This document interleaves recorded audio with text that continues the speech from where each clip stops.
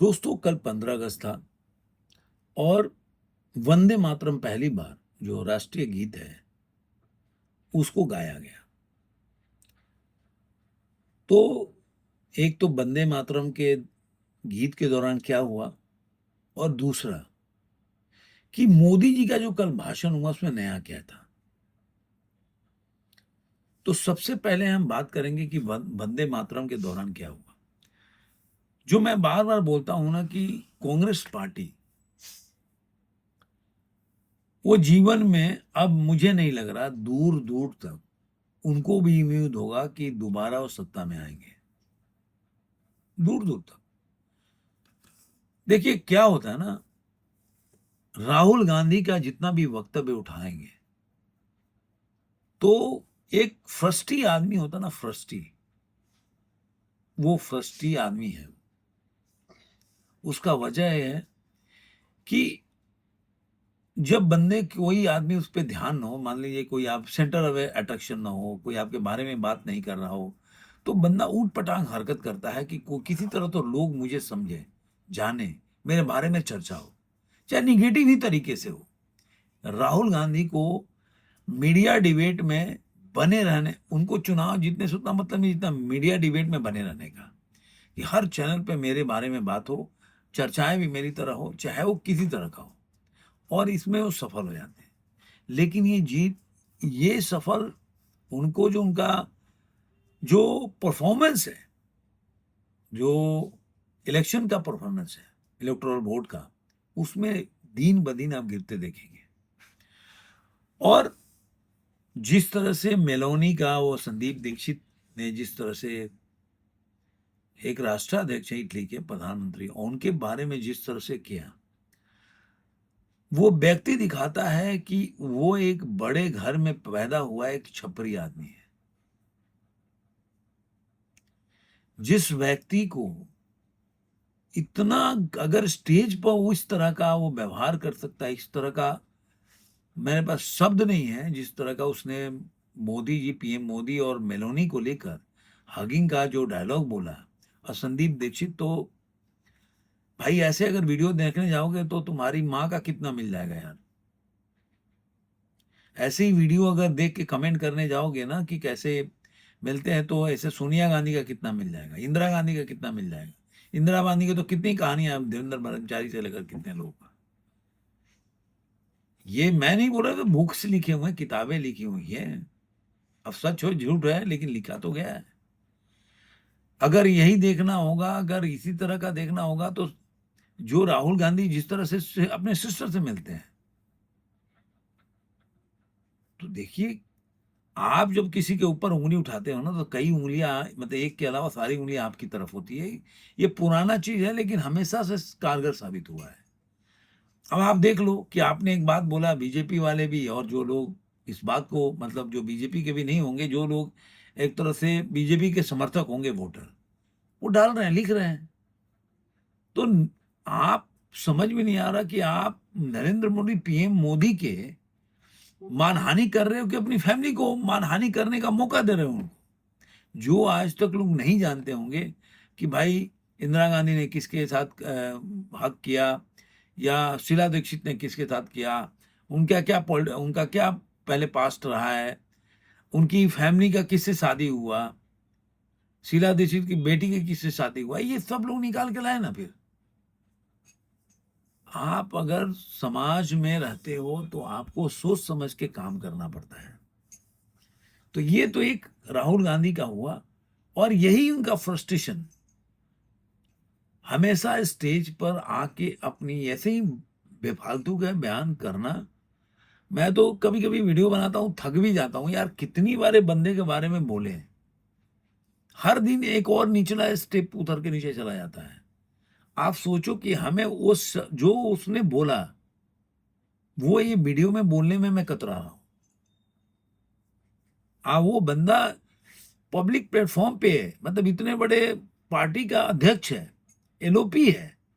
उसके बावजूद भी इस तरह का छपरी डायलॉग बोल सकता है और एक मुख्यमंत्री का बेटा मतलब वो कह रहा है कि मेरे मेलोनी तो नहीं समझे ना मुझे। मतलब तुम क्या समझता है कि राहुल गांधी मतलब स्ट्रेट हैं? अब ये सब चीजें है ना, एक अलग तर लेवल का बिहेवियर। तो ये लोग ऐसे लोग हैं कि ये फ्रस्ट्रेशन है। इनको लगता है कि अब सत्ता कैसे भी आ जाए, हम इनको रात को सोने नहीं देंगे। हम चाहे अपशब्द गाली गलौज करके एकदम जगाए रखेंगे रात भर। जब एक आदमी के बाद एक टाइम के बाद आदमी समझ जाता है ना कि ये बंदा मेरे को, ये बंदा छपरी है, नीचे लेवल का आदमी है, तो लोग क्या करेंगे, लोग छोड़ देते हैं। और जब छोड़ देते हैं तो बंदा फ्रस्ट्रेशन में और बढ़ता जाता है। आप देखिए कुछ दिनों के बाद और माँ बहन की ऐसे बातें चलेगी। अब ये राहुल गांधी के मुंह से आप कुछ और भी सुनेंगे इसके निचले स्तर का। वो बेडरूम तक पहुंच सकते हैं राहुल गांधी, अब उस वो लेवल पे जाओ। और वही इनके जो प्रवक्ता है सुप्रिया सिंह, ये लोग सब बेडरूम लेवल में जाएंगे, बेडरूम के अंदर घुस के बिस्तर लेवल पे सब पहुंचने वाले हैं। ज्यादा टाइम नहीं है वो। अब यहाँ आया कि कल वंदे मातरम हो रहा था वहां पे, जब जनगण मन हुआ खड़े थे, बाद में उन्होंने वंदे मातरम पे बंद करने का इशारा जो हो रहा था, ऐसे ही बताया जा रहा कि इशारा कर रही थी। उस पर लगता भी है कि शायद वो कुछ बंद करने के, फिर वो बंदा आता है उसके कान में कुछ बोलते हैं, उसके बाद ये सब चलता है। ठीक है। जय राम रमेश आकर बोले कि नहीं भाई वो बंदे वो खड़गे साहब बूढ़े हो गए, तो उनको खड़े नहीं, उनके कुर्सी लाने के लिए तो सामने जो गाना बजा रहा था उस तरफ इशारा कर रही थी। कुर्सी के लिए ऐसे बोलती कि भाई खड़गे साहब बैठ खड़े नहीं हो पा रहे हैं, तो इनको लाइए, एज ज्यादा हो गया। और खड़गे साहब उसके अगर खड़े नहीं हो पाते तो आधा घंटा भाषण कैसे देती है, ये भी सवाल है।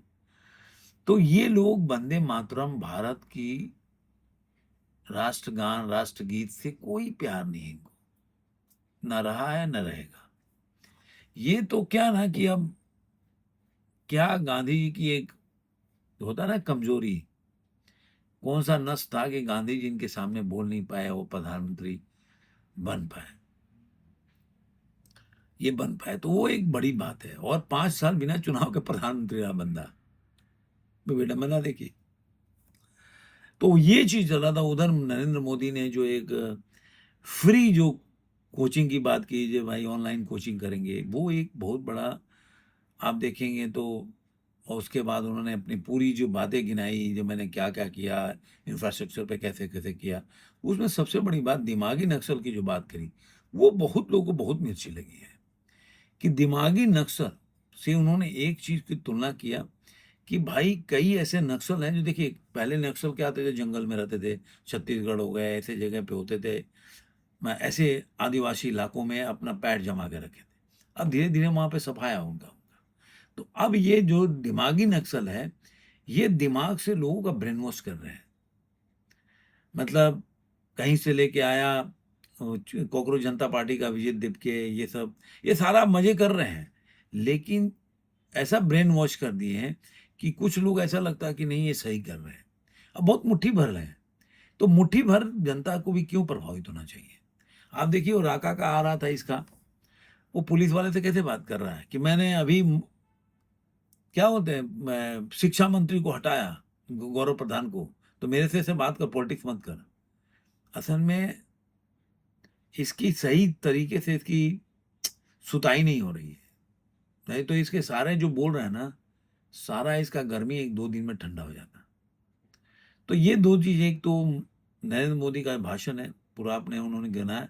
दो चीजें उनका, एक था कि कोचिंग वाला जो था, और दूसरा जो उन्होंने दिमागी नक्सल की बात बोली, वो भी एक बड़ा देखते हैं कि आने वाले दिनों में। और एक और चीज है कि कई लोग लगता है ना कि एफसीआरए बिल को जो भेज दिया उन्होंने जेपीसी में, तो अरे यार बैकफुट पे मोदी जी चले गए।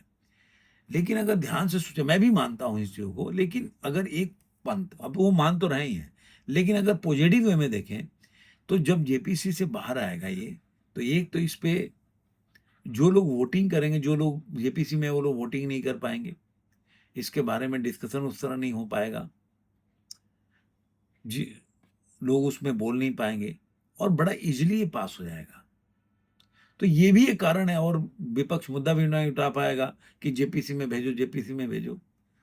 तो ये एक बहुत बड़ा मुझे लग रहा है कि ये भी एक उनका स्ट्रेटेजी होगा, जो आने वाले दिनों में पता चलेगा। आपको ये वीडियो कैसा लगा जरूर कमेंट में बताइए। फिर मिलेंगे किसी और में, आज की बात।